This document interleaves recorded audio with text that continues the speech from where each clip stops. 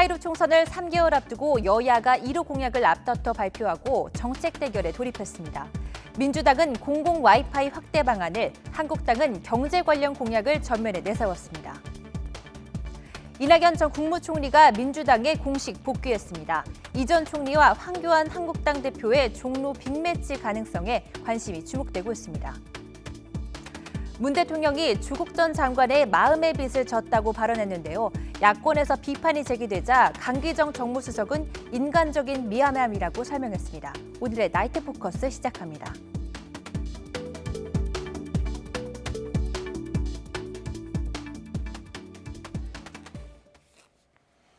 오늘의 패널 두 분 소개해드리도록 하겠습니다. 김성수 시사문화평론가, 김형준 명지대 교수 나오셨습니다. 안녕하세요. 네, 안녕하세요. 네, 민주당이 공공 와이파이 확대를 1호 공약으로 발표했습니다. 이 청년층의 표심을 겨냥한 거 아니냐, 1호 공약으로는 좀 약한 거 아니냐, 이런 의견이 분분한데요. 평론가님 어떻게 보셨습니까? 공공 와이파이를 직접 활용을 하고 거기서부터 혜택을 본 사람과 그렇지 않은 사람은 평가가 다를 거라고 봅니다.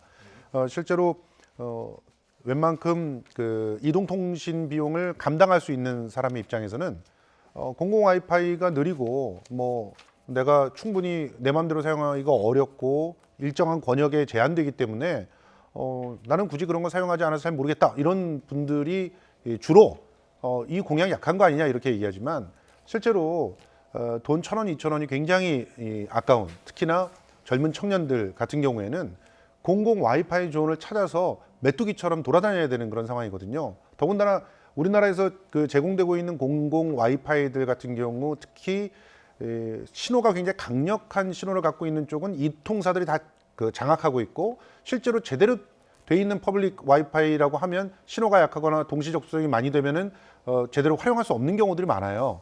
이런 부분들을 갖다 적극적으로 개선을 한다는 것은 특히나 서민들이나 청년층한테는 상당히 반향이 있는, 그리고 이제는 데이터를 마음껏 사용할 수 없다는 것은 데이터로 인해서 빈부격차가 확실하게 드러나는 그런 상황이 만들어지기 때문에 이 공약은 상당히 젊은 층에게, 특히나 서민들에게 호소할 수 있는 좋은 공약 중에 하나라고 저는 생각합니다. 네, 이번 해당 공약을 소개하는 영상에서 이해찬 대표가 랩을 하는 이런 파격적인 모습을 보이기도 했는데요. 함께 보시겠습니다. 더불어민주당 공약 모임? 무료 와이파이를 전국에 깔겠다고? 이게 말이야 방구야? 머릿속에 문과가 들었나?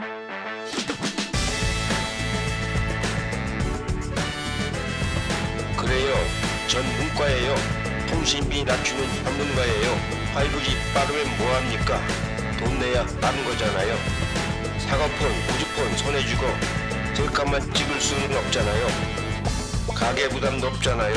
통신비 이기고 싶잖아요. 전 국민 무료로 씁시다. 공짜 와이파이에 취한다. 세계에서 가장 빠른 국민답게 무료 와이파이 전국화. 머릿속에 뭐가 들어있느냐고요? 너 생각. 시대의 요구를 따릅니다. 더불어민주당. 네, 랩 실력도 괜찮은 것 같고 이 젊은층을 공략하는 그런 공약인 만큼 이 젊은층이 좋아할 만한 그런 홍보 영상도 마련을 했습니다만 바로 스스로 이제 찬물을 끼얹었습니다. 바로 장애인 비하 논란에 휩싸이게 된 건데요. 어떤 발언이 논란이 됐는지 한번 들어보도록 하겠습니다. 선천적인 장애인은 의지가 좀 약해 돼요. 어려서부터 장애를 갖고 나오니까. 근데 이제 사고가 나서 장애인이 된 분들은 원래 자기가 정상적으로 살던 거에 대한 꿈이 있잖아요. 그래가지고 그분들이 이제 더 의지가 강하다는 얘기를 심리학자한테도 들었는데, 대화를 해보니까 그렇게 의지도 강하면서 또 선해. 네, 이번뿐만 아니라 이해찬 대표가 장애인 비하 발언 논란에 휩싸인 적도 있었는데 어떤 문제점이 있다고 보세요? 일단은 선천성으로 이제 장애를 입고 태어나신 분들에 대한 나름대로 배려가 없었던 것 같아요. 그러니까 롤즈라고 하는 정치 사상가는 이런 얘기를 했거든요.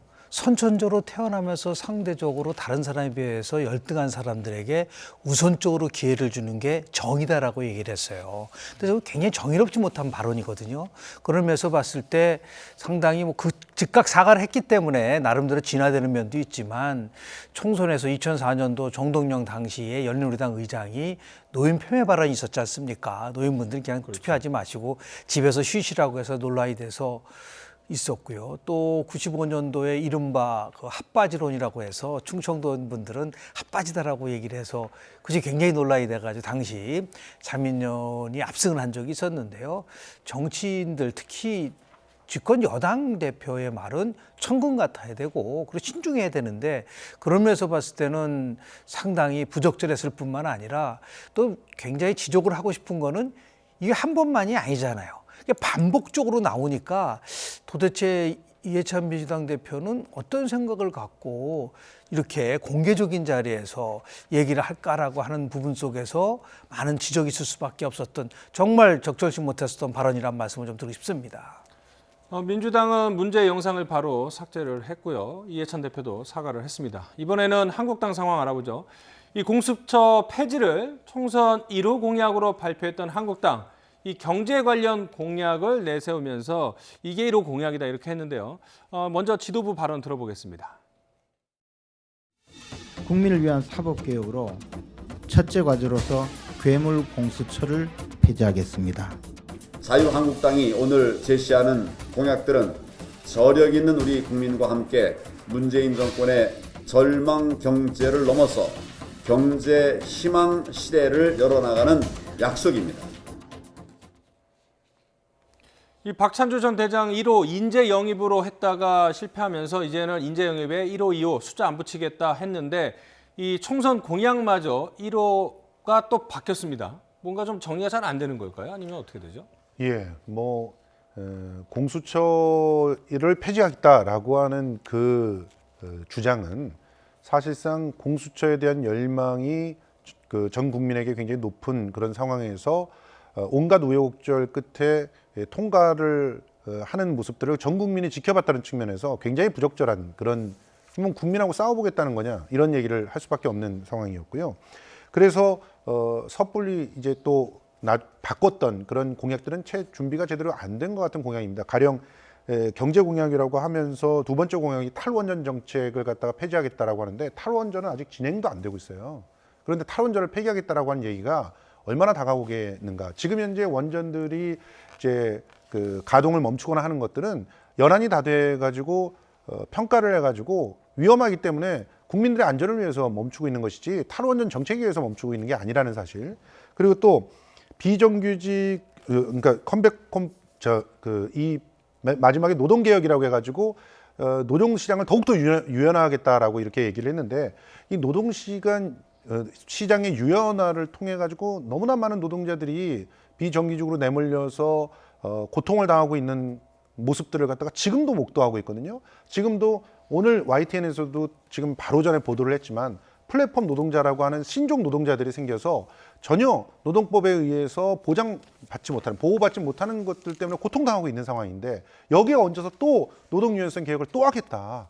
이런 얘기를 한다는 것은 사실은 굉장히 시대착오적인 그 경제 정책이다 이렇게 볼 수 있습니다. 자, 그러면 1호 공약에 이 각 당의 선거 전략이 담겨 있다고 볼 수 있는데 지난 20대 총선에선 어떤 공약들이 1호 공약으로 선정이 됐는지 차정윤 앵커가 정리했습니다. 네, 직전인 20대 총선에서 민주당의 1호 공약은 칼퇴근법이었습니다. 주 52시간 근로를 법정화해서 퇴근 시간을 지키도록 하겠다는 건데요. 시행은 됐지만 정부가 중소기업에 대해서는 계도 기간을 부여하면서 정책이 후퇴했다는 비판도 나옵니다. 또 국민의당은 창당 1호 법안으로 컴백홈법을 발표했습니다. 청년과 신혼부부를 위한 공공임대주택 건설에 국민연금 재원을 활용하자는 건데요. 현 정부에서도 관련 논의를 진행했지만 아직 가시화되지는 않았습니다. 또 자유한국당은 앞선 총선에 새누리당 이름으로 총선을 치렀죠. 지난 2012년 새누리당은 문재인 정부의 대표적인 정책인 비정규직 제로를 먼저 내놓기도 했습니다. 이번에는 각 당 총선 어떻게 돌아가고 있는지 한번 살펴볼 텐데요. 이낙연 총리가 여의도로 돌아왔습니다. 그리고 민주당에 공식 복귀를 했는데 복귀 첫 일정은 민주당 최고위원회 참석이었습니다. 관련 발언 들어보겠습니다. 지사와 총리로 일하면서 떨어져 있던 당에 6년 만에 돌아왔습니다. 앞으로 저는 매사 당과 상의하면서 제가 해야 할 일, 할 수 있는 일 충실히 해나가겠습니다. 선생님 혹시 종로 이사를 결정하게 된 좀 계기가 있으셨나요? 제 청년 시절에 제일 많이 산 곳이 종로였습니다. 그래서 여기저기 추억도 많이 있고요. 그리고 뭔가 시골뜨기로서 종로에 산다는 건 그런 꿈 같은 게 있지요.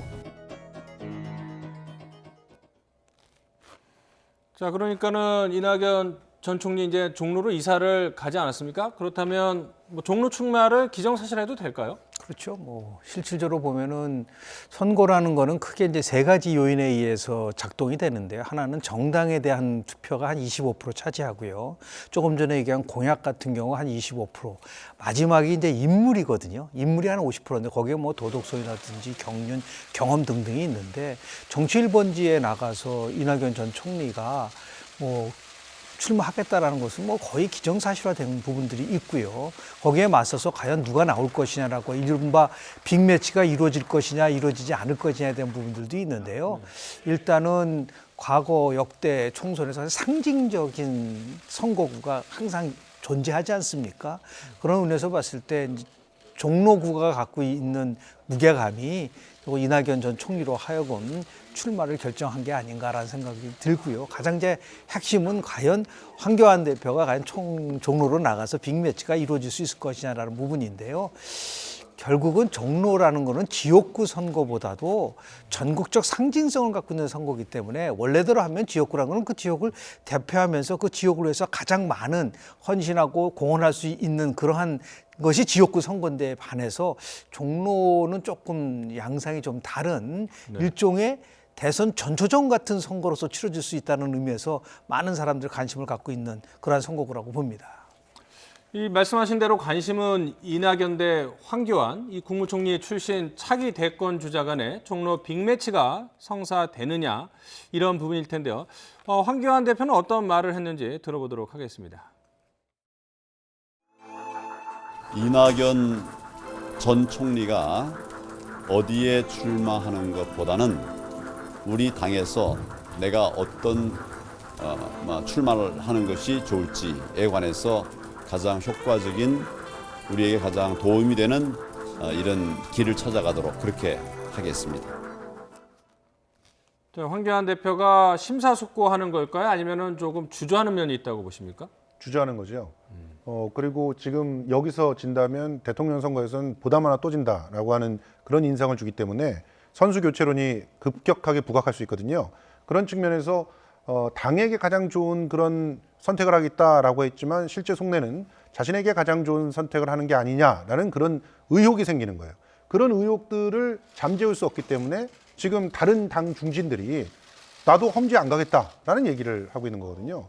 실제로 당대표가 자신의 모든 것을 내려놓고 그리고 험지에서 결전을 벌여서 설사지더라도 그런 그 피투성이가 되면서도 뭔가 당을 지키기 위한 노력들을 하는 모습들이 다른 사람들에게 감동을 줄 것이고 스토리가 되는 것인데 그런 스토리를 갖다가 만드는데 주저하고 있다는 것은 자유한국당한테는 굉장히 참 불행한 그런 상황이라고 볼 수 있습니다.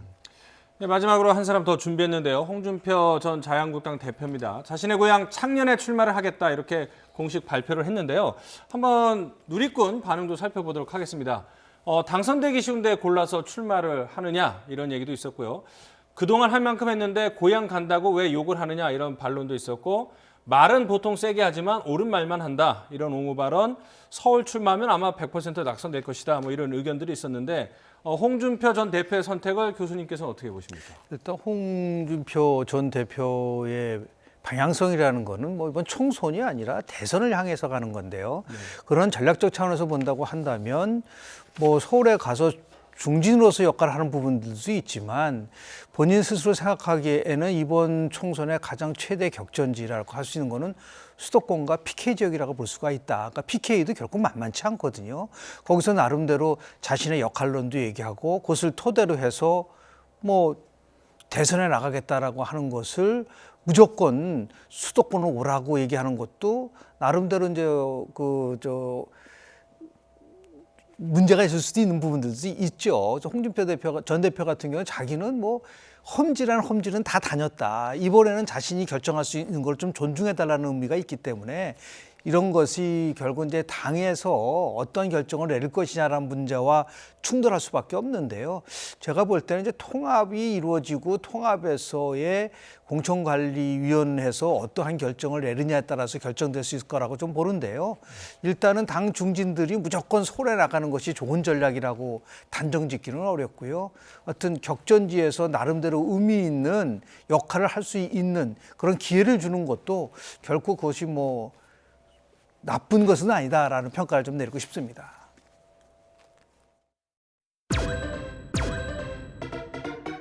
이미 조국 전 장관이 지금까지 겪었던 고초의 마음의 빚을 졌다고 생각합니다. 검찰 개혁을 부탁드렸던 거고 그걸 진두지휘해온 것이 사실이고 정말 인간적인 어떤 미안함. 집권 여당 장관까지 지낸 분이니까 정서적으로 사회적 강자가 아니냐. 국가인권위원회가 자기 권리를 찾기 어려운 국민들을 봐주어야 되지 않겠냐는. 네.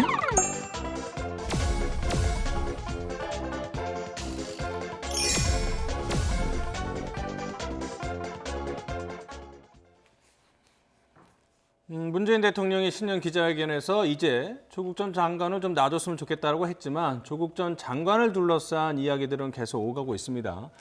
강기정 청와대 정무수석은 인간적인 미안함을 얘기했고 김부겸 민주당 의원은 조국 전 장관은 사회적 강자이다. 이런 시점에서 비판을 해야 된다. 이런 얘기도 했었는데요.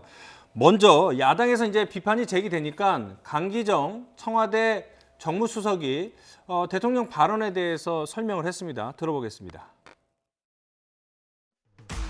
조국 교수 개인으로 있지 못하고 민정수석과 법무부 장관으로 오는 과정에 대한 그런 미안함에 대한 말씀 아니었을까 생각하고요.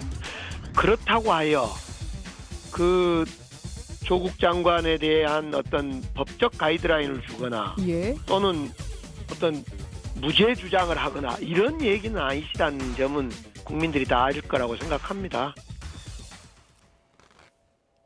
결국 이제 비판의 지점은 과연 검찰 수사를 받고 있는 피의자에 대해서 인간적인 미안함, 고초 이런 표현을 공개석상에서 대통령이 한 것이 적절했는가인데 평론가님 어떻게 보세요?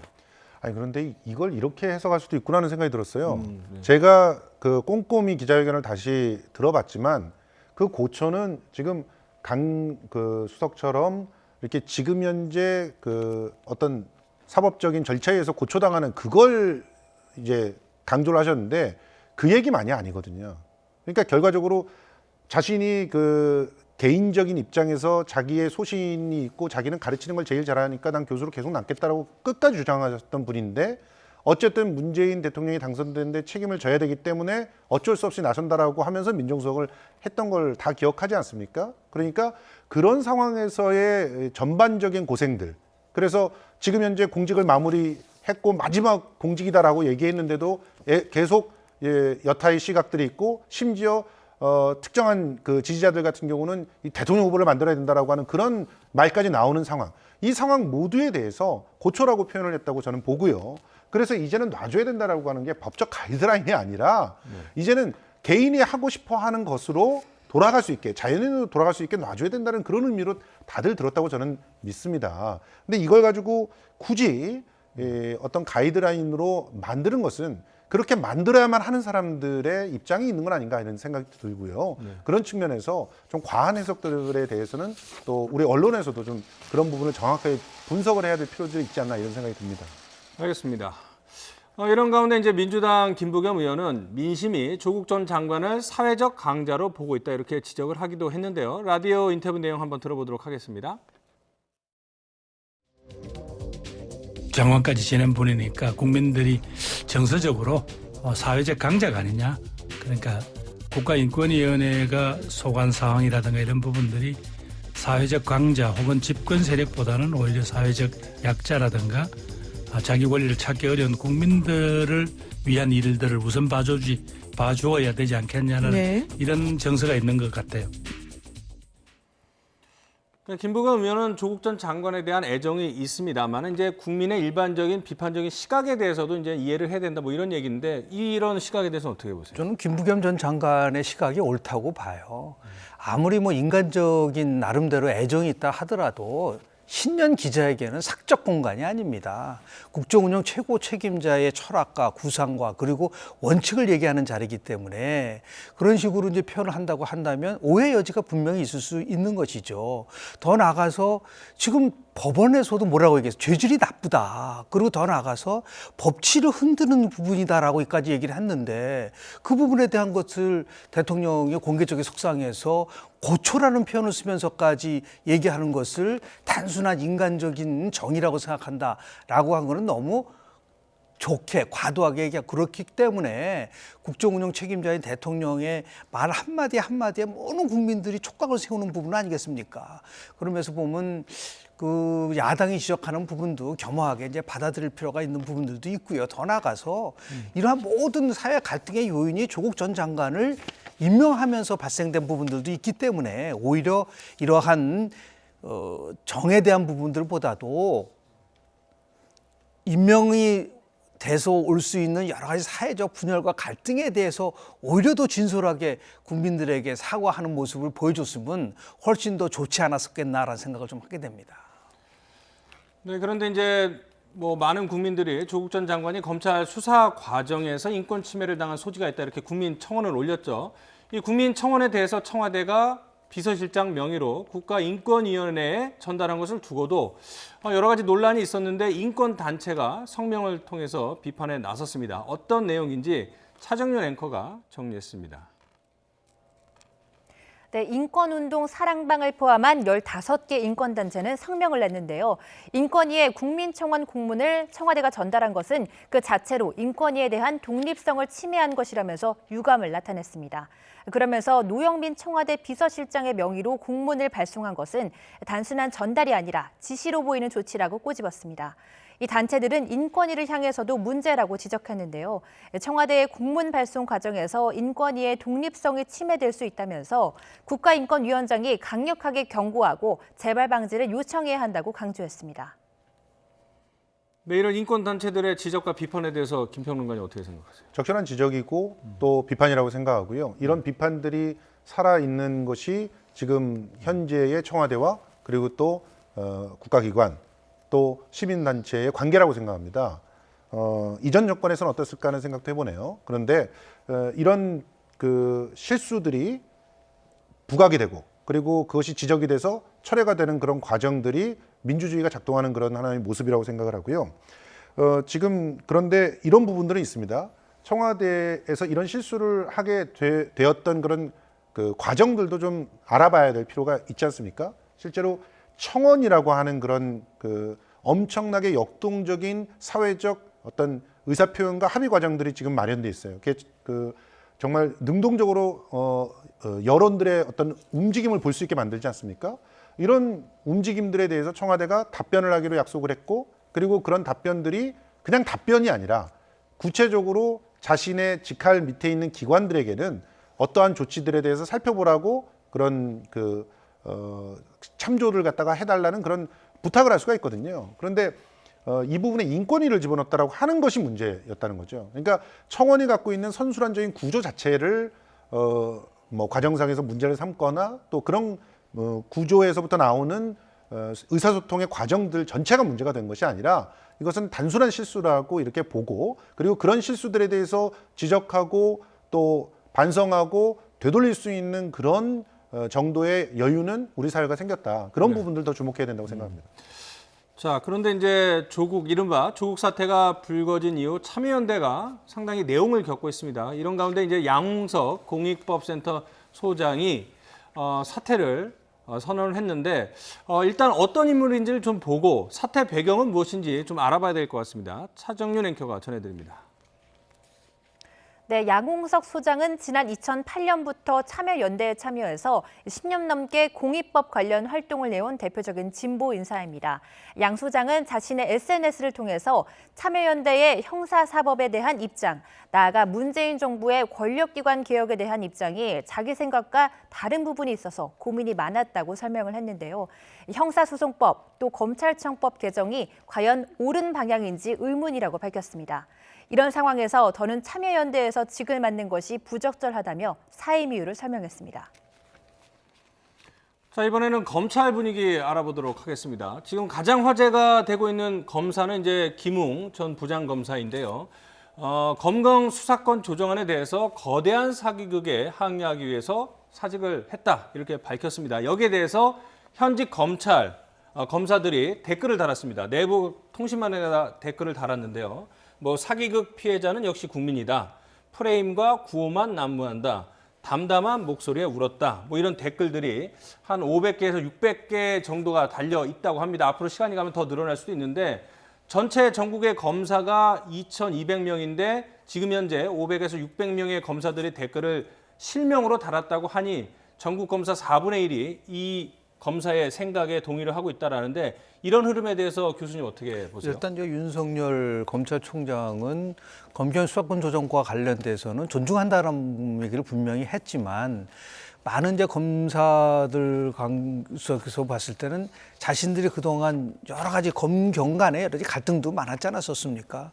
그리고 지금 전에 앵커분께서 말씀하셨지만은 전체 검사 2,200명 중에서 제가 알기로 한 700명 정도가 지금 이제 댓글을 달고 있다고 한다는 거는 그만큼 그 안에서 이 문제가 상당히 나름대로 충돌의 요지가 있는 부분들이 있다고 봐요. 근데 중요한 것은 뭐냐면 법치를 그렇게 강조한다고 한다면 단순한 의견 필연이 아니라 이것은 결국은 법적 제도적 장치를 거쳐서 뭔가 조정을 해야 되고 그러다 보니까 검찰 내부 대검에서도 지금 바뀐 검경 수사권 조정 속에서 어떻게 검찰이 이 문제를 대처해야 되느냐 문제를 가지고 계획을 세우고 있다고 하니까 이렇게 그냥 단순한 표출이 아니라 이 표출을 통해서 어떻게 검경 수사권 조정 이후에 검찰과 경찰 더 나가서 저 검찰 개혁만 얘기를 하고 있지 경찰 개혁 얘기는 전혀 얘기를 하고 있지는 않지 않습니까? 그러니까 김웅정 부장검사가 얘기했었던 부분 중에서 핵심은 뭐냐면 결국은 검찰 개혁도 같이 함께 가야지만이 이 검경 수사권 조정이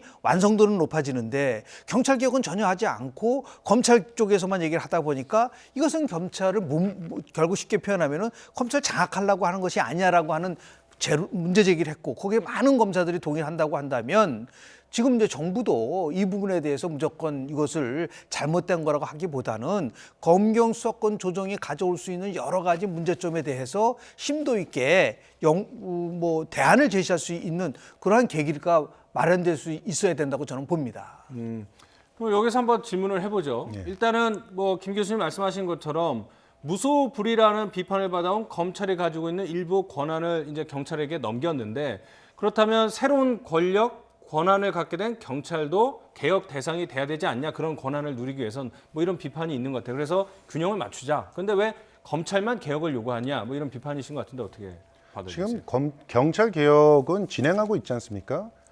중앙의 경찰로 모든 조직이 장악되어 있는 것을 지방 경찰의 형태로 분리해서 그래서 실제로 조직 체계를 이원화시키고 서로가 서로를 갖다 또 견제할 수 있게끔 만드는 과정이 진행되고 있잖아요. 그러니까 경찰 개혁은 진행되고 있지 않다라고 하는 것은 사실 근거가 없는 그런 얘기라고 저는 생각하고요. 지금 그리고 김기찬 교수를 비롯해 가지고 검사 출신의 이현주 변호사라든가 또 이문정 검사라든가 이런 분들은 김웅 검사에 대해서 비판적인 댓글과 글들을 또 올리고 있어요. 또 로 리더를 비롯해 가지고 각종 법률 매체에서도 비판적인 시각들의 글들을 올리고 있습니다. 그 글들의 핵심적인 내용을 보면 지금 김웅 씨가 뭐 담담하게 얘기해서 울었다 그러는데 김웅 씨의 글은 철저하게 선동적이었어요. 처음 시작이 노예선의 노예로 국민들을 비유를 하지 않았습니까? 굉장히 비상식적인 그런 비유였고요. 비유 자체가. 그리고 북으로 가고 있다라는 표현을 썼어요. 배가. 왜 그런 식으로 했죠? 아미스타디오는 북으로 간 적이 없어요. 그리고 그 이후에 나와 있는 얘기들도 보면 적절한 근거로 논리적으로 뭔가를 얘기한 것이 아니라 감정을 격앙되게 토로한 그런 글이었다고 봅니다. 그 글은 사직하는 사람으로서의 자기의 소외를 호소하는, 동료들에게 호소하는 그런 글로서는 의미가 있다고 보지만 그것이 실제로 검경 수사권 조정을 자기가 직접 테이블에 들어가서 함께 다른 사람들과 의견을 나눴던 그 어떤 조정의 담당자였던 사람의 입장에서 할 수 있는 그런 얘기가 였을까? 그런 부분에 대한 부적절함을 지적하는 언론들이나 뭐 이쪽은 왜 없는 것일까? 목소리들은 그런 부분들도 좀 생각해 봐야 된다고 봅니다. 알겠습니다. 예, 평론가님이 말씀하신 것처럼 김웅 검사에 대해서 비판적인 시각을 보이고 있는 국민들 또 지식인들이 많습니다. 다만 이제 저희는 좀 논란이 불거지고 있는 주제에 다루다 보니까 김기창 고려대 로스쿨 교수를 이야기를 안 할 수가 없는데요. 김웅 검사를 비판을 하면서 자신의 SNS에 이런 글을 올렸습니다. 윤석열과 동료 검사들이 4개월 넘게 저지르고 있는 망나니 짓에 대해서는 입도 뻥끗 못한 XX가 씨부릴 소리는 아니지라고 좀 이런 격한 표현을 했더니요. 댓글을 봤더니 저런 사람이 고대법대 교수라니 법학자여 욕학자여 학생들은 뭘 배우겠는가 이런 비판적인 글이 상당히 많았고요. 도대체 어디가 막말이냐 옳은 소리 했는데 뭐 이런 얘기를 했는데 먼저 교수님이 같은 교수시니까 한번 설명을 해주시죠. 망나니 짓이라는 부분에 대해서 검찰 수사가 망나니 짓이라고 얘기를 한다고 한다면 어저께 문재인 대통령이 신년 기자회견에서 뭐라 그랬었죠? 윤석열 검찰총장은 국민들로부터 신뢰를 받고 있다라고 얘기까지 했지 않습니까? 국민들 신뢰를 받고 있지만 검찰 개혁에서 조직이라든지 문화를 개선해야 된다는 얘기를 한 걸 모든 국민들이 듣고 있잖아요. 그런 검찰을 향해서 망나니 짓이라고 하고 저분은 여론조사 같은 걸 잘 안 보나요? 지금 검찰 수사에 대해서 많은 사람들이 검찰 잘하고 있다라고 얘기를 하고 있잖아요. 그것을 저런 식으로 이렇게 하면 조금 전에 우리 평론가님 말씀하신 것처럼 저렇게 큰 선동적인 발언이 어디 있나요? 예를 들어 검사가 떠나면서 얘기했던 부분이라는 것을 선동이라고 얘기한다고 하지만 로스쿨 교수가 저렇게 아주 법적으로 논리적으로 그리고 나름대로 객관적인 사실을 가지고 얘기하는 것이 아니라 자기 감정에 도취돼 가지고 저렇게 얘기했을 때 과연 설득력이 있을까라는 생각이 좀 들어서 지금 가장 큰 문제는 그래서 우리 대한민국의 사회가 이 선동과 증오와 분노로 지금 분출되고 있다는 이것이 참 안타까운 부분이고 이것을 어떻게 해결할 것이냐. 그 가장 큰 과제는 누가 결국은 책임이 있느냐. 정부가 대통령이 협치를 강조했지 않습니까? 협치와 공존과 통합을 통해서 사회를 하나로 묶을 수 있는 그러한 나름대로의 그런 행보와 그런 과제를 보여줘야지만이 이렇게 선동적인 글들이 난무하는 거가 어느 정도는 제어될 수 있는 그런 분위기가 만들어지지 않을까라는 생각을 좀 합니다. 자, 이 선동적인 글이 난무하고 있다고 하는데 혹시 하실 말씀 있으시죠? 예, 그 부분에 대해서는 동의를 하고요. 다만 대안을 제시한다라고 하는 측면에서는 그 조금 생각의 차이가 있는데요. 기본적으로 이런 선동들이 난무하는 이유는 시스템이 제대로 작동되지 않기 때문입니다. 그런데 그 시스템이 제대로 작동되지 않게 하는 그 중심에는 행정부의 일환으로서 당연히 그 정부의 견제와 통제를 받아야 되는 검찰이 자신들의 이해에 맞게 독자적으로 움직이는 데에서 우선적으로 시스템을 깨트린 그런 면들이 있거든요. 물론 검찰이 제대로 활동을 하지 못할 때 살아있는 권력을 어떻게 견제하느냐 이런 얘기도 분명히 가능합니다. 그런 우려들도 있는 게 사실이고요.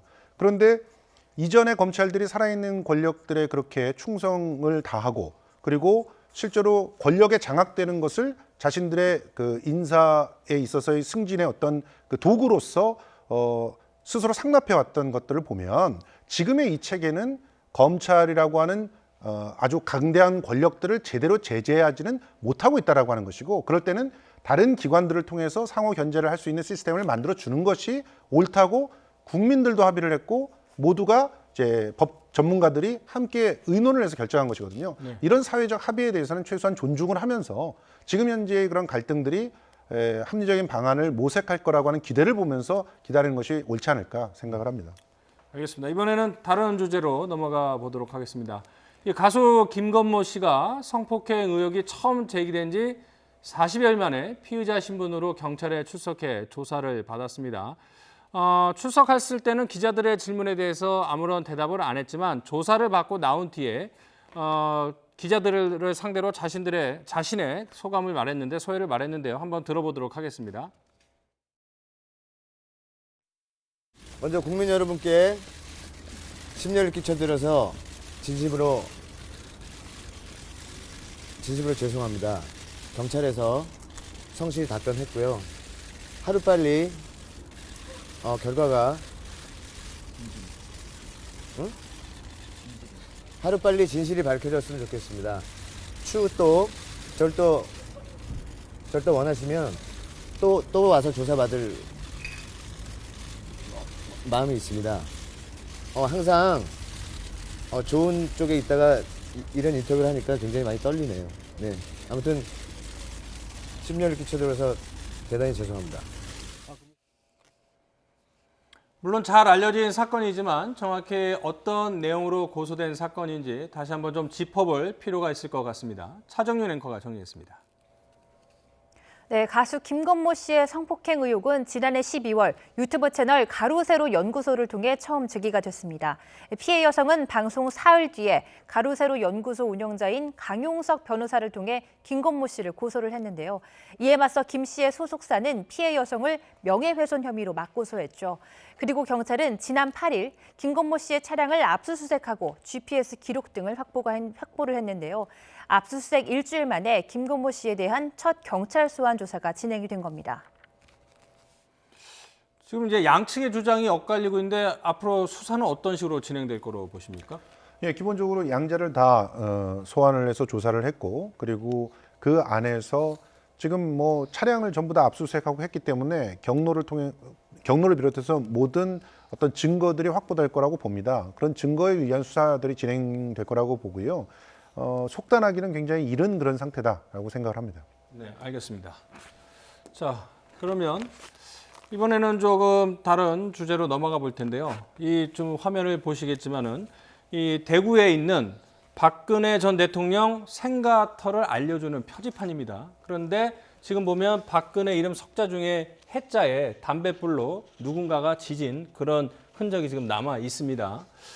누군가 아마 고의로 박근혜 전 대통령 그 표지판을 훼손을 한 것 같은데요. 이게 이 화면이 무엇이냐면 지난 2016년 그러니까 국정농단 사태가 한창 불거졌을 때 그때 처음 그 훼손된 사진입니다. 누군가 이제 빨간색 라카라고 그러죠. 이 페인트물로 이 화면을 보시는 것처럼 생가터 표지판을 했는데 논란 끝에 3년 만에 다시 설치가 됐는데 설치된 지 얼마 안 돼서 또 훼손이 됐는데 이번 사건에 대해서 교수님은 어떻게 보세요?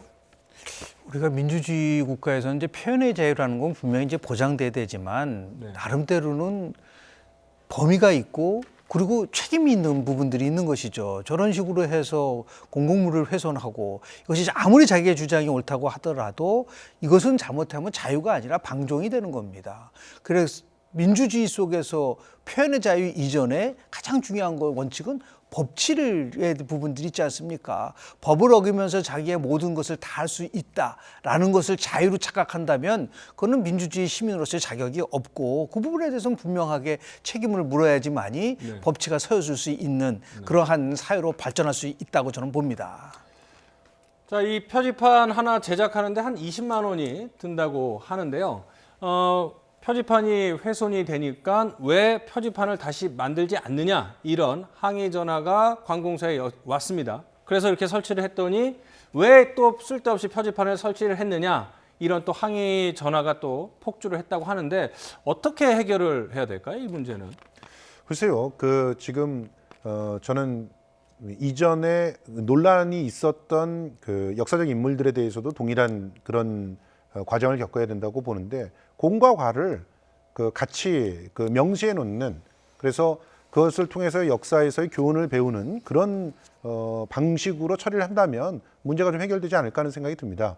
분명히 생가가 있었던 것이고 그 생가터를 갖다가 표시에 놓는 그리고 그 분을 기억하고 좋아하는 사람들의 마음들은 그런 그 표지들을 갖다가 해놓는 것을 원하고 있기 때문에 그런 표지도 하되 단 그가 왜 논란이 되었는지 그리고 무슨 문제를 안고 있는지에 대해서도 함께 기록을 하는 그런 모습들을 가지게 된다면 저런 상황들이 많이 줄어들지 않을까 하는 생각이 듭니다. 네, 그런데 이 지금 보면은 지금 어쨌든 간에 관공서에서는 상당히 이제 그 곤욕을 치르고 있고 이도저도 못 한다고 해요. 그래서 다시 철거를 했다가 20만 원을 들여서 새로 만들어야 될지 고민이 많다고 합니다. 그러니까 양쪽에 엇갈려 있기 때문에 또 뭐 박근혜 전 대통령의 생가라는 건 이제 고향인데 고향에서도 이렇게 민심이 엇갈리고 있는 상황에서 글쎄요, 역사적인 평가를 어떻게 적합하게 해야 될지, 그리고 지금 재판을 받고 있고 수감 생활을 하고 있고, 자, 좀 우리 사회의 여러 가지 단면을 좀 보여주는 것 같은 느낌이 듭니다. 제가 모두에 말씀드린 것처럼 지금 우리 사회가 극단적 대결로 지금 치닫고 있다 보니까 자신과 맞지 않는 부분들에 대해서 저런 식으로 이렇게 표출하면은 또 반대급부가 나올 수도 있잖아요. 이것은 어떤 경우는 또 진영의 논리로 이게 확산될 수 있는 위험성도 부분들도 있기 때문에 이건 결코 바람직하지 않고요. 그리고 아무리 저런다 하더라도 이것을 공공기관에 대한 것을 중단할 수는 없죠. 반복적이라고 하더라도 이것이 문제가 되면은 그냥 위축되는 것이 아니라 원칙대로 하는 것이 더 중요한 하나의 그 가이드라인이 될 수 있지 않을까라는 생각을 좀 하게 됩니다. 네, 알겠습니다. 자, 이번에는 이 한 장의 사진인데요. 잘 아시겠지만 이제 문재인 대통령이고요. 문재인 대통령 여기 보면 이제 밝은 달은 우리 가슴 1편 단심일세, 아마 밝은 달이 이제 문재인 대통령 같고요. 보니까요. 1월 24일이 문재인 대통령의 68번째 생일이라고 합니다. 그래서 문 대통령의 생일을 앞두고 대한 사람 대안으로 기린이 보존해라는 곳에서 이런 광고를 지하철에다가 내보냈다고 생각합니다. 대한 사람 대안으로 기린이 보존해 혹시 알고 계시는지 좀 궁금한데, 뭐 문재인 대통령의 지지그룹, 지지단체라고 봐야 되나요? 팬클럽? 지금 하는 행태가 사실은 팬클럽의 행태죠. 그래서 뭐 아이돌들의 그 생일을 축하하기 위해서 지하철 광고를 올리면서 자신이 자발적으로 조공을 하는 그런 모습들을 갖다 보이는 것처럼 지금 대통령께도 그런 그 자신들의 마음을 갖다가 표현하는 그런 모습들을 하는 것인데, 근데 아이돌들은 정치를 하지 않습니다. 그 정책적인 어떤 그 대안을 통해서 국가를 운영하지 않거든요. 그런데 대통령은 그런 일을 지금 수행하고 있는 사람이에요. 그렇다고 한다면 정말 대통령을 제대로 지지하는 모습이 무엇인지를 고민을 좀 해봐야 될 거라고 보고요. 퇴임 이후에 생일을 축하하는 것도 얼마든지 더 가능하지 않을까. 생일 축하 광고를 올려서 구설수에 오르게 하는 것이 정말 생일을 축하하는 일인가 하는 생각들은 좀 해봤으면 좋겠습니다. 근데 이제 뭐 국민이 대통령 생일을 축하하는 게 사실은 흔치 않은 일이잖아요. 그래서 좀 긍정적으로 볼 수도 있지만 재임 기간 중에 이런 광고를 하는 건 좀 부적절하다 이렇게 좀 보시는 건가요? 더군다나 선거를 앞두고 있지 않습니까? 지금 1월 24일이 대통령님의 생일이고, 그리고 4월 그 16일에는 총선이 있고 4월 15일에는 총선이 있고 그 시기가 그렇게 멀지가 않거든요. 그렇다고 한다면 분명히 공격을 당할 수 있는 여지들이 있는데, 제가 그 뭐 팬이라면 그런 여지들에 대해서 충분히 함께 고민을 하면서 오히려 더 대통령님의 생일을 제대로 축하할 수 있는 다른 방법을 선택하지 않았을까 하는 생각을 합니다. 그러니까 이제 애정을 표현하는 그 마음은 이해는 하지만 선거를 앞두고 괜히 대통령까지 구설수에 오르는 것은 적절하지 않고 바람직하지 않다. 뭐 이런 말씀이신 것 같은데, 그래서 그런가요? 이제 뭐 선거법 위반 논란이 있어서 그 지하철 당국에서 철거를 했다고 하는데, 이게 실제로 뭐 선거법 위반 소지가 있다고 보십니까? 정치적 중립성 훼손에 대한 것을 어떻게 해석하느냐에 따라 다른 건데요. 지금 대통령이 직접 뭐 공무원의 중립성을 위반한 건 아니잖아요. 그러니까 결국은 그렇다 하더라도 선거에 영향을 줄 수 있는 행위라고 판단을 한다고 하면은 그것은 이제 선거법 영향에 들어갈 수가 있는 것이 되죠. 지금 강남 성모병원을 입원했던 박근혜 전 대통령이 지금은 다시 이감이 됐는데요. 거기 한번 가보시면 뭐 박근혜 대통령 쾌유 바라고 뭐 구속이 잘못됐다 탄핵 수없이 붙어져 있었거든요. 근데 과연 많은 사람들이 가면서 그 부분에서 얼마나 공감을 할까. 물론 뭐 우리 가슴 일편단심일세 뭐 애국가의 일부가 나오고 막 그런 부분들 것 같은데, 아직 열성 지지층들이 자신의 표현을 하는 것은 뭐 자유라고 할지는 모르겠지만 결국은 어느 정도의 공감을 가져가느냐. 이승만 대통령 시절에 효창운동장에서 대통령 각하 생신 축하한다라고 하는 것이 50년대에 있었어요. 마치 정치 시계를 뭐 몇십 년 전으로 뒤로 바꿔나갈 수 있는 그런 부분들도 있기 때문에 이거는 오히려 더 좋은 면으로 봤을 때는 감정에 대한 표현이지만 나쁜 면으로 하면은 오히려 더 악영향을 줄 수 있는 부분들이 있기 때문에 어느 정도는 좀 절제할 수 있는 부분들에 대한 것이 필요하지 않을까 생각을 좀 합니다.